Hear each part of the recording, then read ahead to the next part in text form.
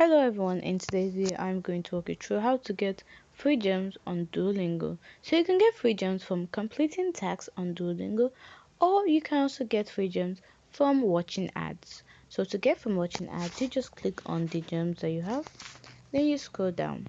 Also, if you finish quests, some particular quests like early bird quest, night owl quest, you will get free gems from them.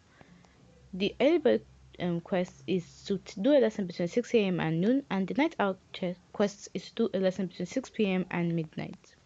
So once you do those, you'll be able to claim free gems. Now for the free chest, which is where you can get 15 gems by watching the ad, you just click on claim chest and watch the ad.